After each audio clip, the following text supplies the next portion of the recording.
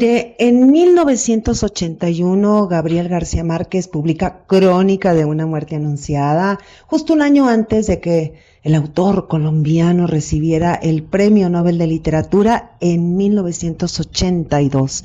Famosísima novela, ¿eh? Está incluida entre las 100 mejores novelas del siglo XX según el periódico español El Mundo, y bueno, es que no es para menos.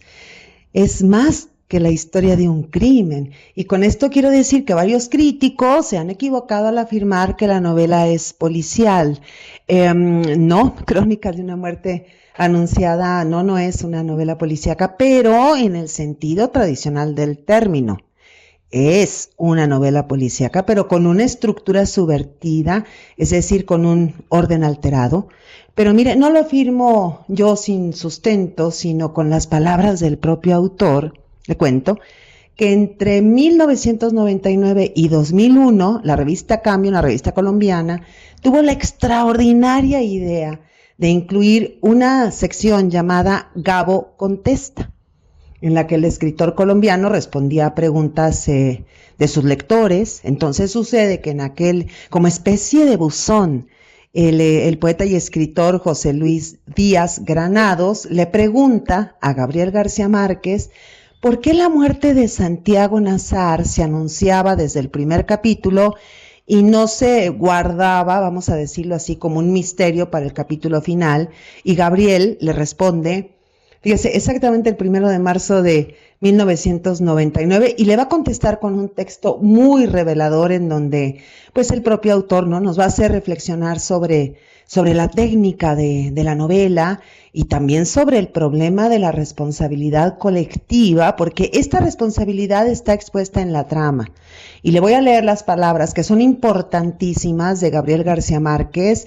Me refiero a esa respuesta completa, ¿no? Donde voy a ir como interviniendo con algunos breves comentarios.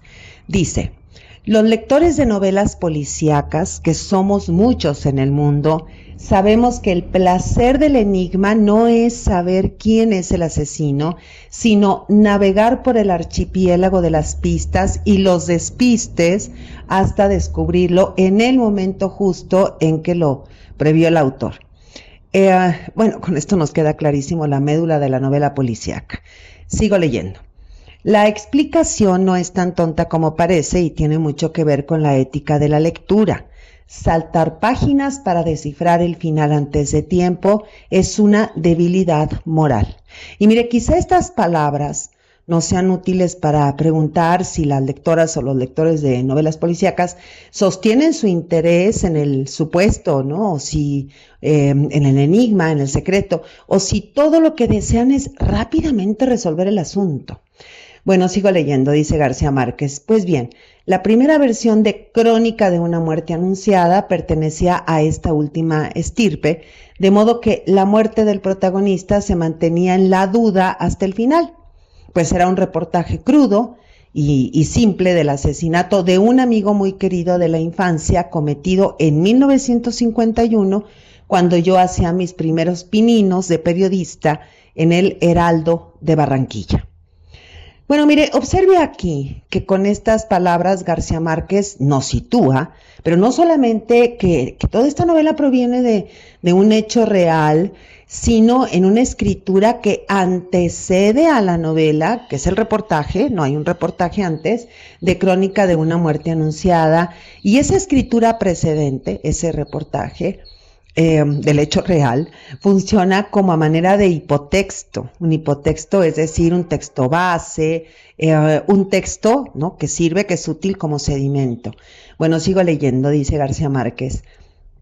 Mi madre me suplicó entonces que no lo publicara por consideración con la familia de la víctima, pero 27 años después, cuando por fin decidí publicarlo como libro, fíjese, 27 años después, muchos de los protagonistas de ese hecho real ya habían muerto y las nuevas generaciones no tenían noticia del drama.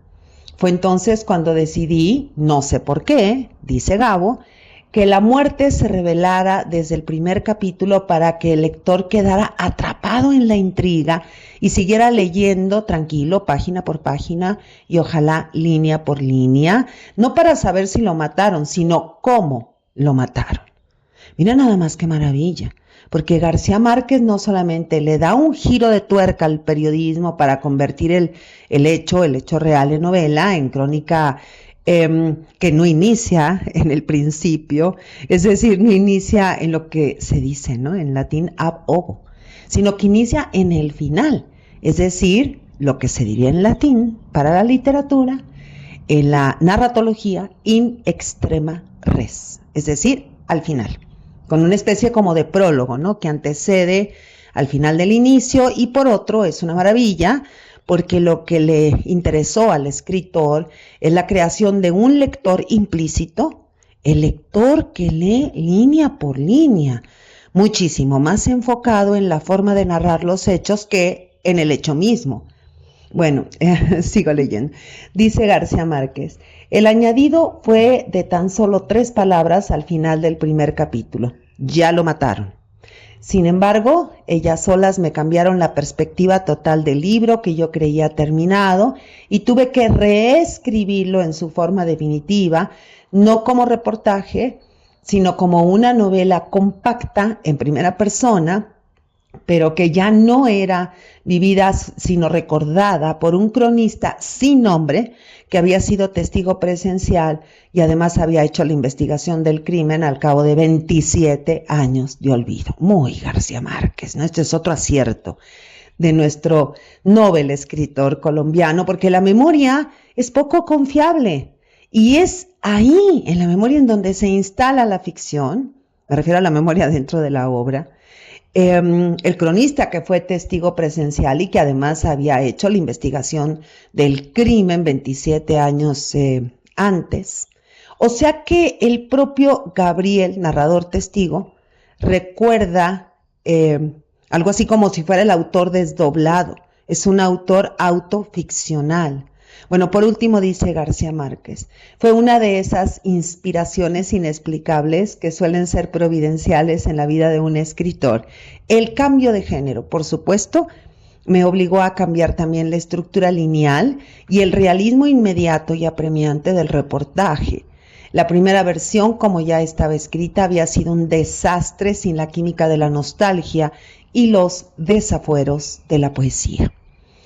Y aquí es donde ingresa toda la genialidad de García Márquez, siempre la nostalgia, siempre el lenguaje lírico, el símbolo, la metáfora, los niveles narrativos, el manejo del tiempo. Bueno, es una cosa genial. Y antes de iniciar, por el principio, algo que no sucede en la novela, bueno, recurro a Aristóteles, quien en su maravillosa poética dice que el arte literario es una tecné, o sea, un procedimiento, una técnica que no plantea los hechos tal como sucedieron, sino como debieran haber sucedido. Y aquí es donde se ancla la ficción, decimos es un presupuesto, obviamente falso, pero verosímil, y mire la verosimilitud, pues es un pacto entre la obra y el lector o la lectora para que cuando leemos aceptemos la ficción sin que descalifiquemos, ¿no?, lo que estamos leyendo. Esto quiere decir que García Márquez realiza movimientos o desplazamientos, va del hecho real al reportaje, del reportaje a la novela y de la verosimilitud a lo verdadero. Y al contrario también, es que García Márquez es un genio que configura una novela, vamos a llamarle como una novela extrañamiento. Es decir, que Crónica de una muerte anunciada está armada de una forma inusual, absurda, insólita, para romper precisamente con el automatismo del lector o de la lectora. Porque mire, tiene influencia del lenguaje periodístico, pero también tiene un lenguaje lírico y obviamente, ¿no?, pues un lenguaje narrativo.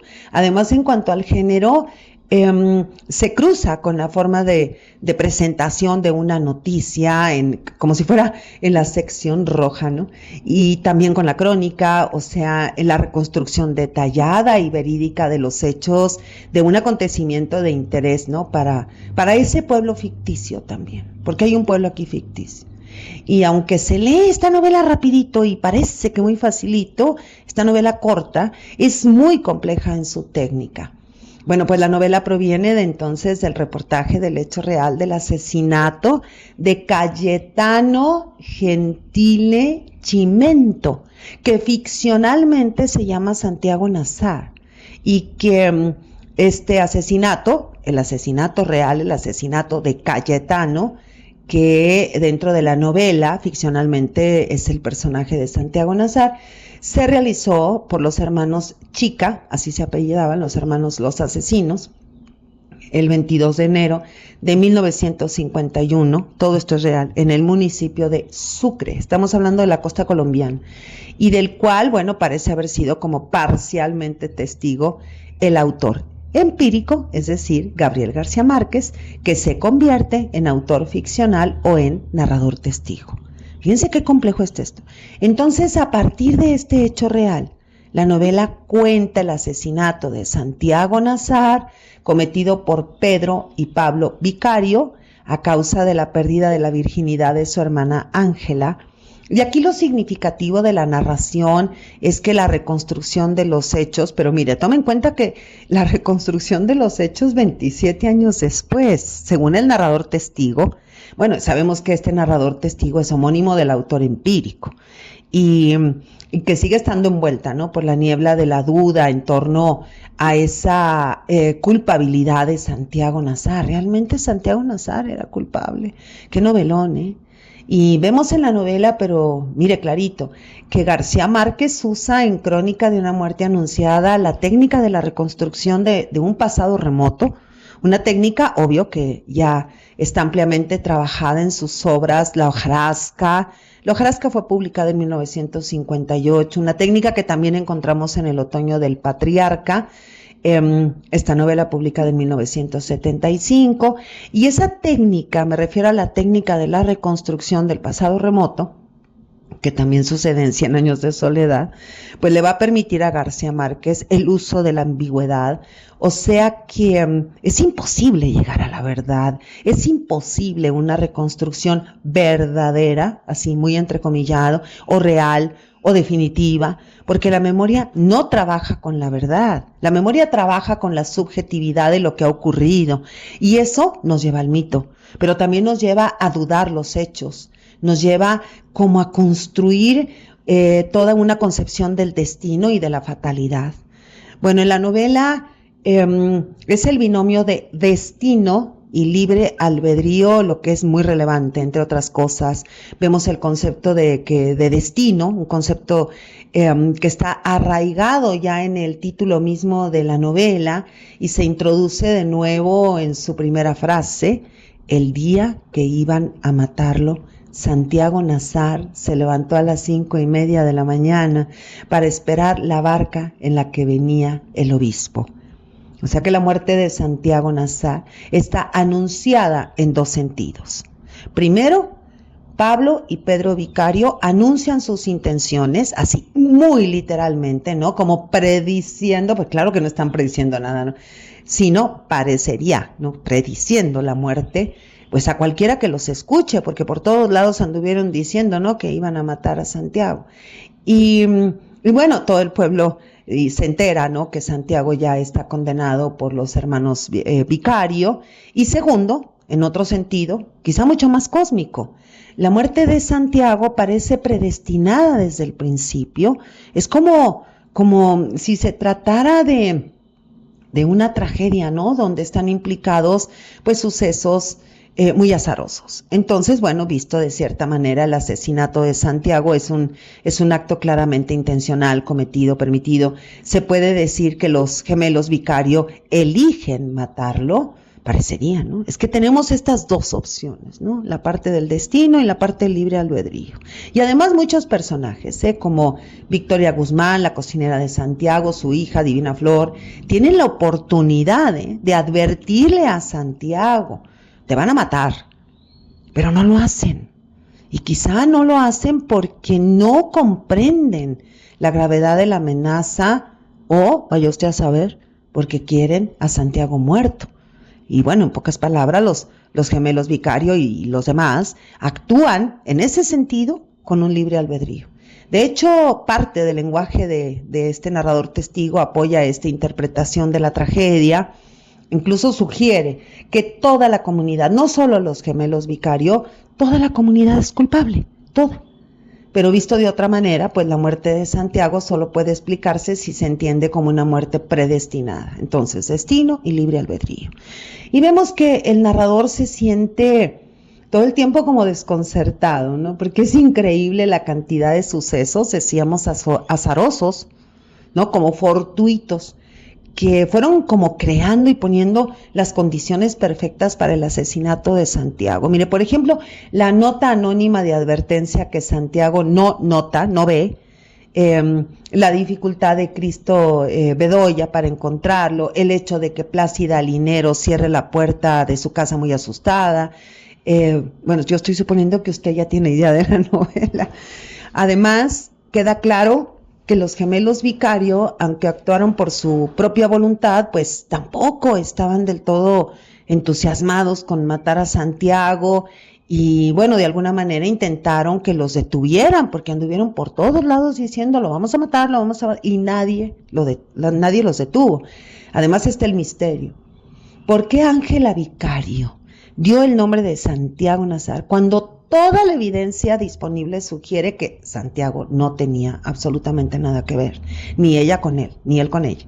Entonces, bueno, parte de la narración apoya esta interpretación de la tragedia como algo ya predestinado.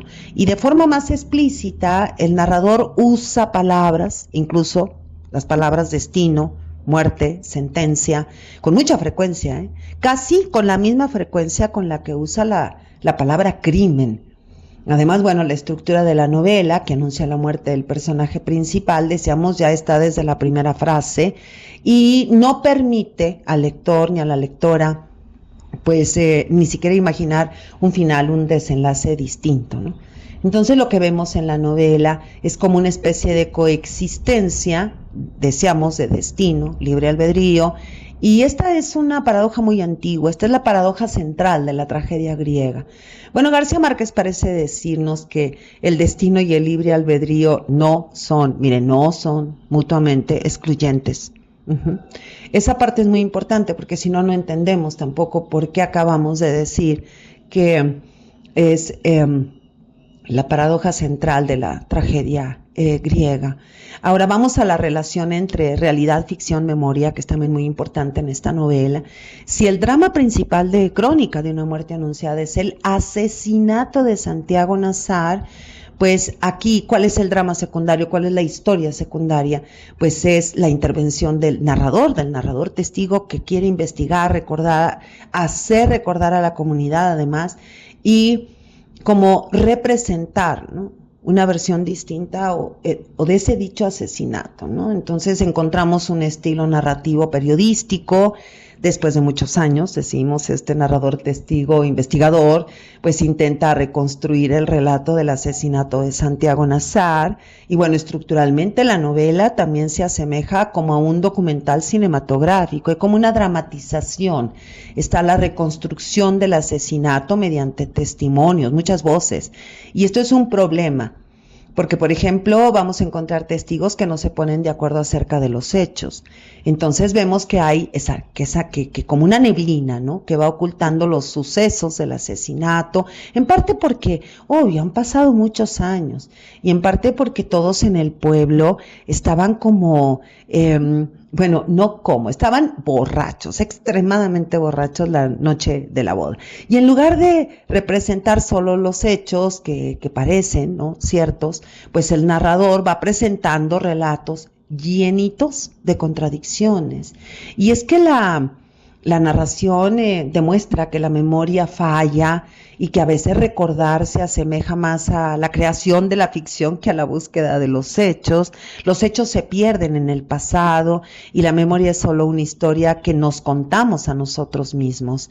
Además, ya sabemos que la memoria convierte lo acontecido, lo que ya sucedió, en una ficción. Y para qué le cuento, ¿no? Que a veces los hechos mismos pueden parecer más extraños que la ficción. Y García Márquez es un verdadero experto en crear fronteras inciertas entre realidad y ficción, sobre todo, bueno, ya en el último tercio, dijéramos, de la novela, está en toda la novela, ¿no? Pero sobre todo ya en esta parte final, cuando el magistrado que investiga el caso se sorprende, mire que se sorprende ante la idea de que la vida a veces se lee como mala ficción.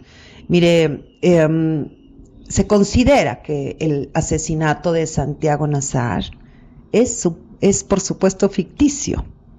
Y tendríamos que decir, o sea que nunca ocurrió, ¿cómo? Pero acuérdense, es que es García Márquez. Y García Márquez todo el tiempo parece sugerir a lo largo de la novela que la frontera entre realidad y ficción es muy sutil, es una frontera muy débil, muy endeble, sobre todo si se trata de recuerdos que proceden de una experiencia traumática. Bueno, otro de los hilos de la trama es lo sagrado y lo profano. En esta novela, pues nos impresiona, ¿no? Cómo lo religioso, la religión, se mezcla con una moral de manga ancha, con un libertinaje. Bueno, es que parece que Dios ha abandonado a este pueblo novelesco. Mire, por ejemplo, el obispo solo pasa en su barca, ¿no? Y da la bendición desde lejos, y entre lo que es como una especie de retablo de las maravillas o jardín de las delicias.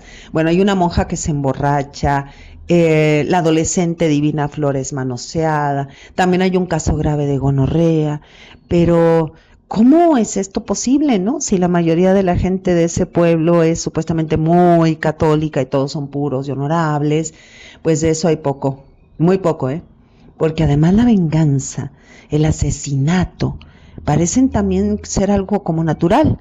O sea que aquí la barbarie, lo profano, habita en un mundo religioso, supuestamente civilizado, que mira que no tiene nada de civilizado, es un mundo salvaje, bárbaro, profano, decíamos, donde nadie podía haber salvado a Santiago. Además, los hermanos Vicario son declarados inocentes, dice el fallo, por la tesis del homicidio en legítima defensa del honor. ¿Cómo defensa del honor?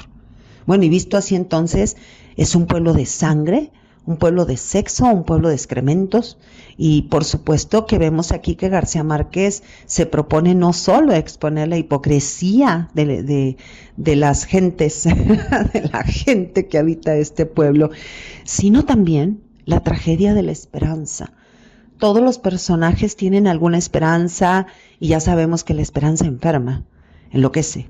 Además es un pueblo muy sexista, eso de la virginidad ya de por sí es todo un tema. El caso de Ángela Vicario y sus hermanas, al igual que Flora, muy guardaditas en su cajita hasta el matrimonio. Y mire, la mayoría de los personajes femeninos, bueno, son mujeres poderosas, pero solo son poderosas en lo privado. Además está también la riqueza, la base social, que también determina la vida de los personajes. Por ejemplo, Bayardo, que está nadando en oro, que está comprometido con Ángela contra su voluntad. Bueno, en ese pueblo casarse con alguien adinerado, pues es lo mejor que le puede suceder a una mujer. Un pueblo donde también hay racismo. Por ejemplo, el grupo de árabes al que pertenece Santiago Nazar es un grupo relegado, ¿no? Es como si fuera una especie de comunidad dentro del pueblo, es decir, dentro de una comunidad más amplia. Entonces, bueno, visto así, es un pueblo, en un pueblo así tendríamos que decir, ¿quién mató a Santiago Nazar? Es muy probable que fue en Tiovejuna, todos a una. O sea que la culpa es colectiva. Es un pueblo donde el crimen es un deber, y por supuesto que la violencia es un hilo importantísimo en la trama. ¿Cómo puede una comunidad permitir que la violencia se convierta en un espectáculo público?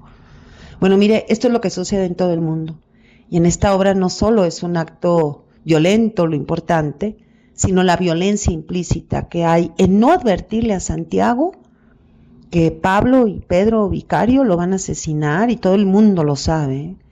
Gabriel García Márquez demuestra así que la violencia nunca está lejos de nuestras vidas, que esa barrera entre la vida cotidiana, ¿no? y los asesinatos es muy endeble, que la violencia todos y todas la permitimos. Además, la novela también muestra que la violencia transforma a los personajes, pasa en la ficción, pasa en la vida real. El asesinato de Santiago transforma a la comunidad, el pueblo queda como congelado, traumatizado, y no es para menos, se ha cometido un crimen colectivo. Entonces vemos que Crónica de una muerte anunciada, vemos los efectos de la violencia, que ahí nos queda clarito en esta novela, que esos efectos de la violencia son irreversibles, y bueno, si pasa en la ficción, pasa en la realidad. Además es un pueblo de rutinas y rituales, todo es repetitivo y cíclico. Incluso hay algo de ritual también en la implicación del narrador con la historia, porque mire, se esfuerza por esclarecer el asesinato que sucedió hace mucho tiempo, y esto es algo triste y obsesivo, la nostalgia, ¿no?, de contar recuerdos, la devoción por investigar, ¿no?, o diríamos obsesión, que es lo mismo. Y si usted se fija, el relato no lineal del asesinato hace que los acontecimientos se reproduzcan una y otra vez como en un bucle sin fin, y en toda esta trama, estamos hablando del tejido narrativo, los símbolos surgen de la profundidad de la obra. Por ejemplo, el obispo que nunca pone un pie en el pueblo podría simbolizar el desaire de Dios hacia el pueblo mismo, el río que atraviesa el pueblo, el tiempo cíclico, las flores aparecen de muchas formas en la novela, algunos personajes tienen nombres de flor, Divina Flor, Flora Miguel, Don Rogelio de la Flor, además Ángela Vicario hace flores, y Pablo y Pedro Vicario le ponen nombres de flores a sus cerdos, y las flores, ¿no?, como lo puro, lo efímero, la muerte. También están los pájaros, las aves, que son símbolos, son presagios. Bueno, y tal vez la fuerza de la novela sea poner en jaque a la capacidad de comprensión, porque el autor no oculta que Crónica de una muerte anunciada está basada en un verdadero reportaje o en un hecho real, verdadero, no hecho reportaje, el reportaje de un crimen que los asesinos no querían cometer. Se podría afirmar que en cierto sentido los personajes son los autores del relato, que García Márquez es simplemente como una especie de ordenador o de editor de los hechos reales. Entonces, Crónica de una muerte anunciada incluye a la creación literaria. Es una metanovela, es una novela que plantea lo que es una novela y además cómo se escribe una novela. Soy Margarita Díaz de León, Literatura en Espiral.